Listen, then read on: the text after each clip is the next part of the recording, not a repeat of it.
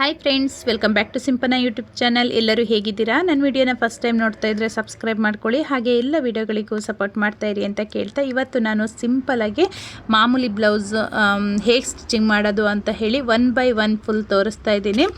Basic ಹಾಗೆ ಈಗ first time stitching ಮಾಡ್ತಾ ಇರ್ತಾರೆ, ಏನೂ ಗೊತ್ತಿರಲ್ಲ ಅಲ್ವಾ, ಅಂಥವರಿಗೆ ನಾನು ನಿಧಾನಕ್ಕೆ ಹೇಗೆ ಅಂತ ಹೇಳಿ ಕಂಪ್ಲೀಟ್ ವಿಡಿಯೋನ ನಾನು ತೋರಿಸ್ತಾ ಇದ್ದೀನಿ. ವಿಡಿಯೋ ಸ್ಕಿಪ್ ಮಾಡ್ದೇ ಫುಲ್ ವೀಡಿಯೋಸ್ನ ನೋಡಿ. ನಾನಿವಾಗ ಫಸ್ಟು ಸ್ಲೀವ್ನ ಸ್ಟಿಚ್ ಮಾಡ್ಕೊಳ್ತಾ ಇದ್ದೀನಿ.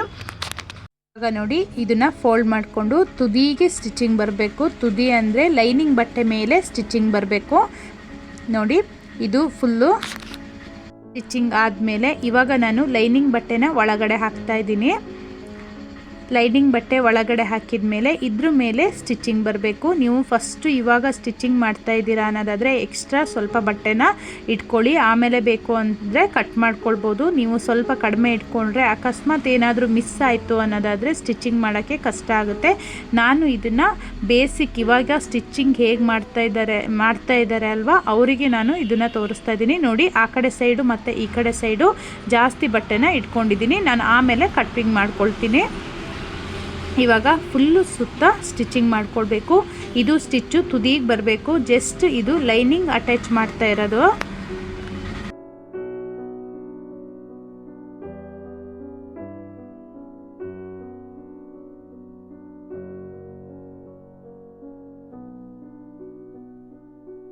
ಇವಾಗ ಲೈನಿಂಗ್ ಅಟ್ಯಾಚ್ ಆದಮೇಲೆ ಎಕ್ಸ್ಟ್ರಾ ಪೀಸ್ ಏನಿದೆ ಅಲ್ವಾ, ಅದನ್ನು ಕಟ್ ಮಾಡ್ಕೊಳ್ತಾ ಇದ್ದೀನಿ.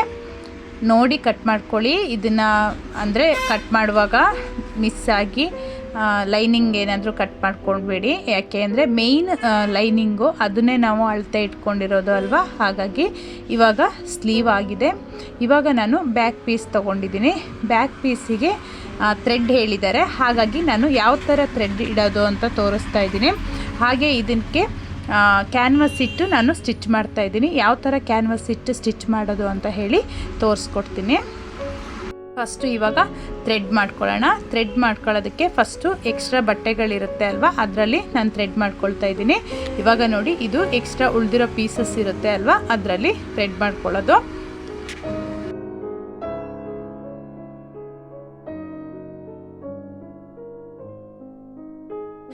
ನೋಡಿ, ಈ ಥರ ಸ್ವಲ್ಪ ತುಂಬ ದೊಡ್ಡದಾಗಿ ಮಾಡ್ಕೊಳ್ಬಾರ್ದು. ಥ್ರೆಡ್ ಚಿಕ್ಕದಾಗಿದ್ದರೆ ಚೆನ್ನಾಗಿ ಕಾಣುತ್ತೆ, ಹಾಗಾಗಿ ನಾನಿಲ್ಲಿ ಚಿಕ್ಕದಾಗಿ ಸ್ಟಿಚಿಂಗ್ ಮಾಡ್ಕೊಳ್ತಾ ಇದ್ದೀನಿ. ನಾನು ಒಂದು ಸ್ಟಿಚ್ ಹಾಕ್ತೀನಿ ಅಲ್ವಾ, ಅದು ಮತ್ತೆ ಇನ್ನೊಂದ್ಸಲಿ ಸ್ಟಿಚ್ ಹಾಕ್ಕೊಳ್ಬೇಕು, ಅಂದರೆ ಅದು ಗಟ್ಟಿಯಾಗಿ ನಿಲ್ಲಬೇಕು ಅಂತ ಹೇಳಿ ಇವಾಗ ನಾನು ಇದನ್ನು ಸ್ಟಿಚ್ ಮಾಡ್ಕೊಳ್ತೀನಿ.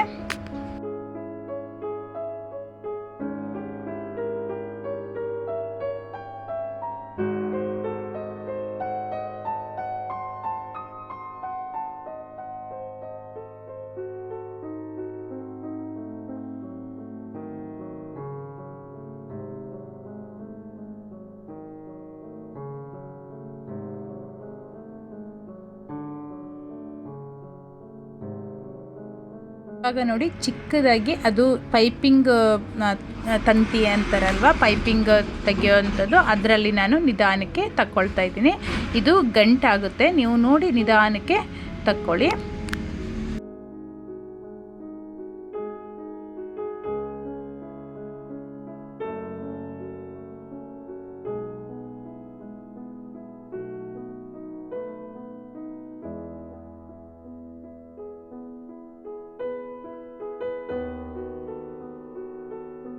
ನೋಡಿ ಎಷ್ಟು ಚಿಕ್ಕದಾಗಿ ಬಂದಿದೆ ಅಂತ ಅಲ್ವಾ. ಇದು ದೊಡ್ಡದಾದರೆ ಚೆನ್ನಾಗಿ ಕಾಣಲ್ಲ, ಹಾಗಾಗಿ ನಾನು ಚಿಕ್ಕದಾಗಿ ಮಾಡ್ಕೊಳ್ತಾ ಇದ್ದೀನಿ. ಇವಾಗ ನಾನು ಹೇಗೆ ಬ್ಯಾಕ್ ಪೀಸಿಗೆ ಕ್ಯಾನ್ವಸ್ ಇಟ್ಟು ಸ್ಟಿಚ್ ಮಾಡೋದು ಅಂತ ಹೇಳಿ ತೋರಿಸ್ತಾ ಇದ್ದೀನಿ. ನಾನಿಲ್ಲಿ ಫಸ್ಟು ಕೆಳಗಡೆ ಸ್ಟಿಚ್ ಮಾಡ್ಕೊಳ್ಬೇಕು. ಇದನ್ನು ನಾನು ಪಲ್ಟಿ ಮಾಡಿ ಆಮೇಲೆ ತೋರಿಸ್ತಾ ಇದ್ದೀನಿ. ನೋಡಿ, ಇದನ್ನು ಸ್ಟಿಚ್ ಆದಮೇಲೆ ಇದನ್ನು ಪಲ್ಟಿ ಮಾಡ್ಕೊಳ್ಬೇಕು. ಇವಾಗ ಕೆಳಗಡೆ ಸ್ಟಿಚ್ ಆದಮೇಲೆ ನಾನು ಕ್ಯಾನ್ವಸ್ನ ಕಟ್ ಮಾಡ್ಕೊಂಡಿದ್ದೀನಿ. ನಾನು ನೆಕ್ಸ್ಟ್ ವಿಡಿಯೋದಲ್ಲಿ ಹೇಗೆ ಕ್ಯಾನ್ವಸ್ನ ಕಟ್ ಮಾಡ್ಕೊಳ್ಳೋದು ಅಂತ ಹೇಳಿ ತೋರಿಸ್ತಾ ಇದ್ದೀನಿ. ಎಷ್ಟೋ ಜನಕ್ಕೆ ಕ್ಯಾನ್ವಸ್ ಹೇಗೆ ಕಟ್ ಮಾಡ್ಕೊಳ್ಳೋದು ಅನ್ನೋದು ಗೊತ್ತಿರಲ್ಲ, ಅಂದರೆ ಟೈಲರಿಂಗ್ ಮಾಡೋರಿಗೆ ಗೊತ್ತಿರುತ್ತೆ, ಈಗ ಹೊಸದಾಗಿ ಸ್ಟಿಚ್ ಮಾಡೋರಿಗೆ ಗೊತ್ತಿರಲ್ಲ. ನಾನು 1 by 1 ಹೇಗೆ ಮಾಡ್ಕೊಳ್ಳೋದು ಅಂತ ಹೇಳಿ ನೆಕ್ಸ್ಟ್ ವಿಡಿಯೋದಲ್ಲಿ ತೋರಿಸ್ತಾ ಇದ್ದೀನಿ. ಈಗ ನಾನು ಕ್ಯಾನ್ವಸ್ ಕಟ್ ಮಾಡ್ಕೊಂಡಿದ್ದೆ ಅಲ್ವಾ, ಇದನ್ನು ನೀಟಾಗಿ ಅದ್ರ ಮೇಲೆ ಇಟ್ಕೊಳ್ಬೇಕು. ನಾನಿಲ್ಲಿ ಲೈನಿಂಗ್ ಫೋಲ್ಡ್ ಮಾಡ್ದೇ ಲೈನಿಂಗ್ ಮೇಲೆ ಇಟ್ಕೊಳ್ಬೇಕು. ನಿಮಗೆ ಆ ಕಡೆ ಈ ಕಡೆ ಹೋಗುತ್ತೆ ಅನ್ನೋದಾದರೆ ಇದಕ್ಕೆ ಚಿಕ್ಕದಾಗಿ ಪಿನ್ ಮಾಡ್ಕೊಳ್ಳಿ. ನೋಡಿ ಇವಾಗ ನಾನು ನೀಟಾಗಿ ಪಿನ್ ಮಾಡ್ಕೊಂಡಿದ್ದೀನಿ. ಇವಾಗ ನಾನು ಸ್ಟಿಚ್ ಮಾಡಿ ತೋರಿಸ್ತಾ ಇದ್ದೀನಿ.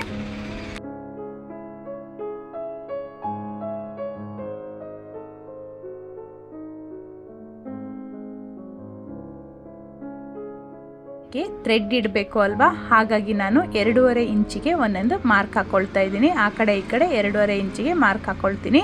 ಯಾಕೆ ಅಂದರೆ ಥ್ರೆಡ್ನ ಇವಾಗಲೇ ಇಟ್ಟು ಫೋಲ್ಡ್ ಮಾಡ್ಕೊಳ್ಬೇಕು, ಹಾಗಾಗಿ ಫಿನಿಶಿಂಗ್ ಚೆನ್ನಾಗಿ ಕಾಣುತ್ತೆ ಅಂತ. ಆಮೇಲೆ ಇಟ್ಟರೆ ಅದು ಫಿನಿಶಿಂಗ್ ಕಾಣಲ್ಲ. ಇವಾಗಲೇ ಇಡೋದ್ರಿಂದ ಫಿನಿಶಿಂಗು ಚೆನ್ನಾಗಿ ಕಾಣುತ್ತೆ. ಹೇಗೆ ಬರುತ್ತೆ ಅಂತ ಹೇಳಿ ತೋರಿಸ್ತೀನಿ ನೋಡಿ.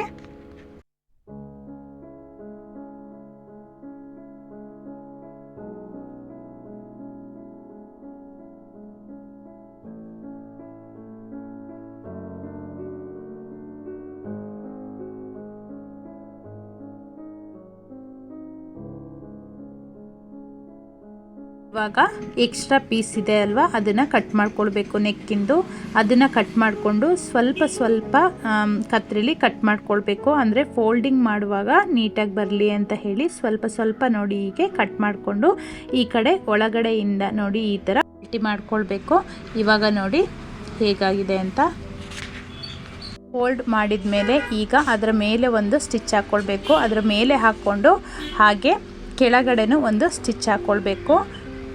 ನೋಡಿ ಇವಾಗ ಮೇಲ್ಗಡೆ ಒಂದು ಸ್ಟಿಚ್ ಆಗಿದೆ. ಇವಾಗ ಕೆಳಗಡೆನೂ ಸ್ಟಿಚ್ ಹಾಕ್ಕೊಳ್ಬೇಕು. ಈ ಕೆಳಗಡೆ ನೋಡಿ ಸ್ಟಿಚ್ ಹಾಕ್ಕೊಂಡು ಇವಾಗ ಫೋಲ್ಡ್ ಮಾಡಿ ಫುಲ್ ಲೈನಿಂಗ್ ಅಟ್ಯಾಚ್ ಮಾಡ್ಕೊಳ್ಬೇಕು. ಇದನ್ನು ಅಷ್ಟೇ ತುದಿಗೆ ಅಟ್ಯಾಚ್ ಮಾಡ್ಕೊಳ್ಬೇಕು. ತುದಿಗೆ ಅಟ್ಯಾಚ್ ಮಾಡಿಕೊಂಡು ಎಕ್ಸ್ಟ್ರಾ ಪೀಸ್ ಇದೆ ಅಲ್ವಾ, ಅದನ್ನು ಆಮೇಲೆ ಕಟ್ ಮಾಡ್ಕೊಳ್ಬೇಕು.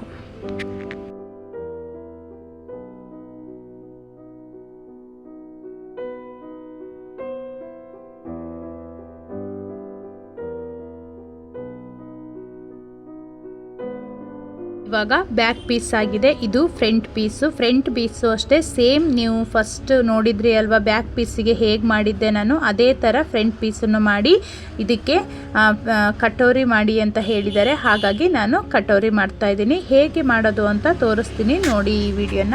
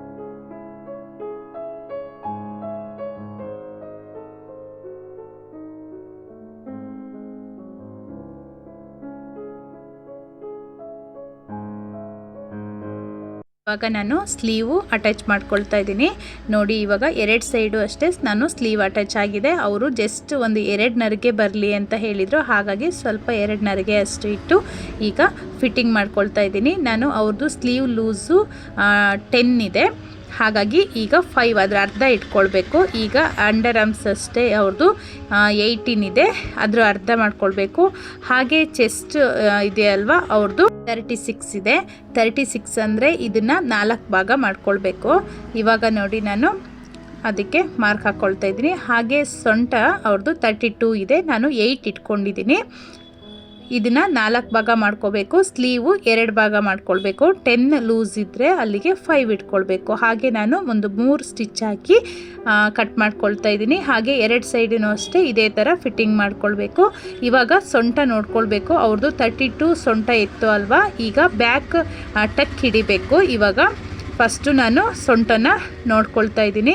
ಇದರಲ್ಲಿ ಗೊತ್ತಾಗುತ್ತೆ ಅಲ್ವಾ ಹೇಗೆ ನೋಡ್ಕೊಳ್ಳೋದು ಅನ್ನೋದಾದರೆ, ಟೇಪನ್ನ ಈಗ ಫುಲ್ಲು ನೋಡಿ ಹೀಗೆ ಇಟ್ಕೊಳ್ತಾ ಇದ್ದೀನಿ. ಅವ್ರದ್ದು ಸೊಂಟ ಇದ್ದಿದ್ದು 32 ಸೊಂಟ ಇದ್ದಿದ್ದು ಎಕ್ಸ್ಟ್ರಾ ಇಷ್ಟು ಉಳಿದಿದೆ ಅಲ್ವಾ, ಆವಾಗ ಬ್ಯಾಕ್ ಟಕ್ ಹಿಡಿದ್ರೆ ಅದು ಕರೆಕ್ಟಾಗಿ ಸೊಂಟ 32 ಬರುತ್ತೆ.